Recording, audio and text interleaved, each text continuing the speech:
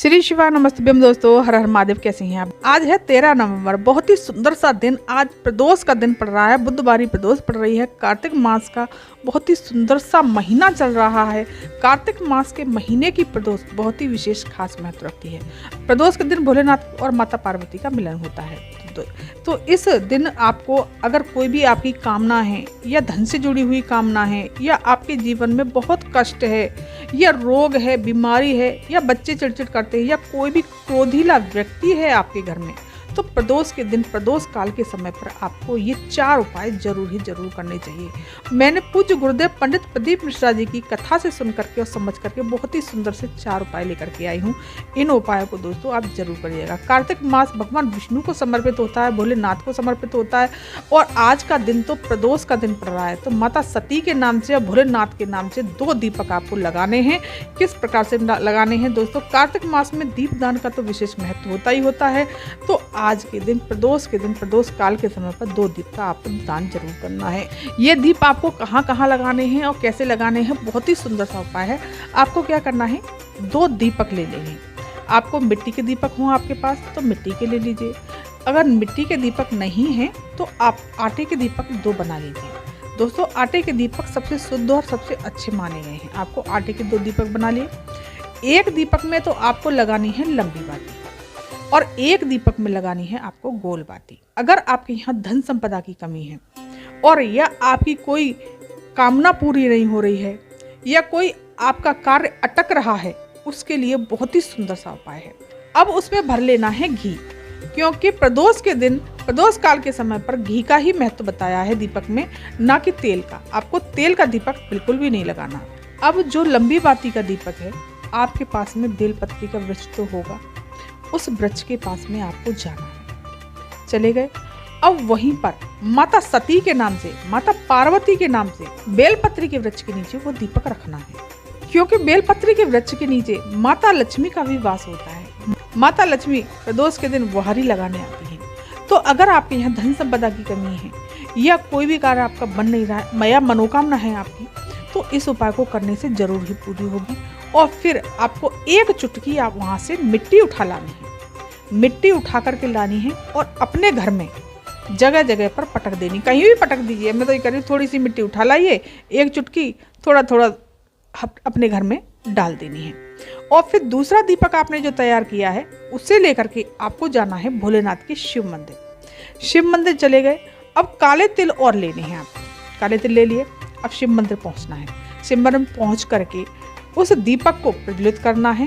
तुमुरुकेश्वर बाबा का नाम लेना है और तुमुरुकेश्वर बाबा का नाम लेकर के वो काले तिल थोड़े से उस दीपक में जलते हुए में डाल देने हैं। थोड़े काले तिल उस दीपक के नीचे रख देने हैं। दोस्तों, बहुत ही सुंदर सा उपाय है। आपकी जो भी कामना होगी, अगर कार्य अटक रहे होंगे, तो इस उपाय को करने से, इस प्रदोष को करने से जरूर ही पूरे होंगे। अब चलिए दोस्तों, अब जानते हैं दूसरा उपाय। दूसरा उपाय है कि अगर आपके जीवन में बहुत कष्ट है, दोस्तों ये कार्तिक मास का ही उपाय है जो कि मैं बता रही हूँ, कि अगर आपके जीवन में बहुत कष्ट है, बहुत परेशानियाँ हैं, कोई भी कार्य आपका बनता नहीं है, चाहे कष्ट कैसा भी हो सकता है दोस्तों, धन से जुड़ा हुआ भी हो सकता है, परिवार से भी जुड़ा हुआ हो सकता है, या धन संपदा से, व्यापार से जुड़ा हुआ, बच्चों से लेकर के, या सामाजिक कष्ट भी हो सकता है, कोई भी कष्ट हो सकता है, तो आपको ये उपाय जरूर करने हैं। कार्तिक मास की प्रदोष का ही उपाय बताया है। ये शुक्ल पक्ष की प्रदोष है, आपको चूकना नहीं है। फिर आपको क्या करना है, एक बेलपत्री लेनी है। बेलपत्री खंडित नहीं होनी चाहिए। बहुत प्यारी प्यारी सी आपने बेलपत्री ले ली। और इसी के साथ ही लेनी है आपको एक समी का पत्ता। समी का पत्ता भी दोस्तों बहुत ही सुंदर सा, प्यारा सा होना चाहिए। ठीक है, ले लिया। एक तांबे के कलश में आपको जल भरना है। जल दोस्तों अपने घर से ही भरना है। इसमें गंगा जल जरूर डालिएगा। कार्तिक मास का महीना है तो गंगा जल का मतलब स्नान दान और दीपदान का बहुत ही विशेष महत्व होता है। गंगा जल डाल करके इसे आपको सीधे लेकर के देवादेव महादेव के शिव मंदिर, शिवालय में पहुंच जाना है। पहुंच गए। अब आपको क्या करना है, जो आपने बेलपत्री ली है, भोलेनाथ की शिवलिंग में, ये तो आप सभी को पता है कि भोलेनाथ का पूरा परिवार समाया हुआ है। गणेश जी, कार्तिकेय भगवान, माता अशोक सुंदरी, माता रानी, तो आपको वो बेलपत्री माता अशोक सुंदरी के स्थान पर समर्पित करनी है। श्री शिवाय नमस्ते मंत्र का जाप करते हुए, लेकिन डंडी का भाग आपको जलाधारी की तरफ रखना है। जलाधारी की तरफ आपको डंडी का भाग रखना है और फिर बेलपत्री समर्पित करनी है। अब आपको जो समी का पत्ता लेकर के गए हैं, उस समी के पत्ते को भोलेनाथ की शिवलिंग पर अपने कष्टों को कहते हुए, अपने दुखों को बोलते हुए वो शिवलिंग पर समर्पित कर दीजिए। अब आपको एक जो लोटा जल भर करके जो लेकर के गए हैं, उसे शिवलिंग पर श्री शिवाय नमस्तुभ्यं मंत्र का जाप करते हुए सारा का सारा समर्पित कर लेना है और भोलेनाथ से कामना करनी है, प्रार्थना करनी है और प्रणाम करते हुए सीधे घर चले आना है।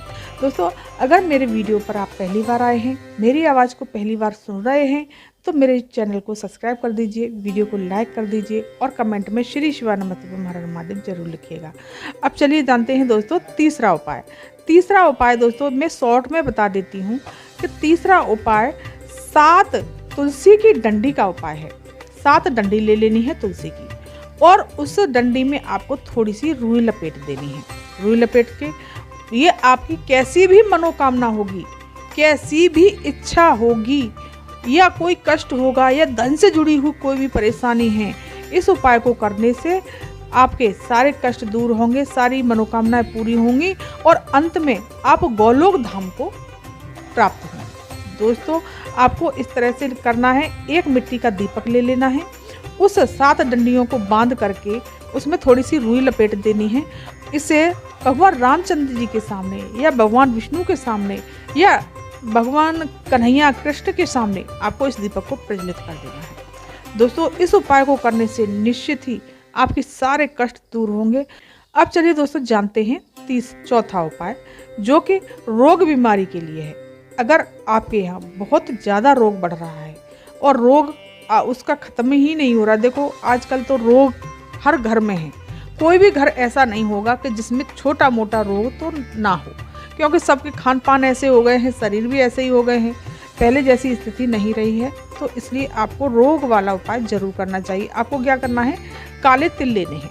अब सवाल ये उठता है कि काले तिल कितने लेने हैं, आपकी उम्र कितनी है। 20 साल है तो 20 काले तिल ले लीजिए, 30 साल है तो 30 ले लीजिए, गिन करके काले तिल ले लीजिए। 1 लोटा जल लेना है, उसमें जल भरना है अपने घर से, गंगा जल डाल लीजिए।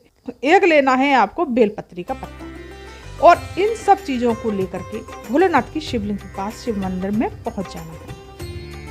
अब आपको क्या करना है, जो काले तिल लेकर के गए हैं अपनी उम्र के हिसाब से, वो काले तिल जो बेलपत्री की बीच वाली पत्ती है बड़ी वाली, उस पर रख देने हैं। अपना नाम और गोत्र बोलना है और बेलपत्री का पत्ता और काले तिल भोलेनाथ की शिवलिंग पर समर्पित कर देने हैं। श्री शिवाय नमस्तुभ्यं मंत्र का जाप करते हुए उसी के ऊपर से आपको जल समर्पित कर देना है। अपना नाम और गोत्र बोलना है और कुंदकेश्वर महादेव का नाम लेना। कौन से महादेव का नाम लेना है दोस्तों, कुंदकेश्वर महादेव का नाम बोल करके ये समर्पित कर दीजिए। और जो जल नीचे से बह करके जा रहा है, उस जल को वहाँ से थोड़ा सा झेलना है और आचमन कर लेना है। दोस्तों, बहुत ही सुंदर सा उपाय है। इस उपाय को करने से रोग बीमारी जरूर ही जरूर दूर।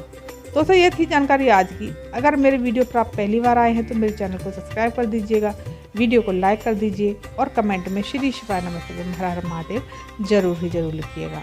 धन्यवाद।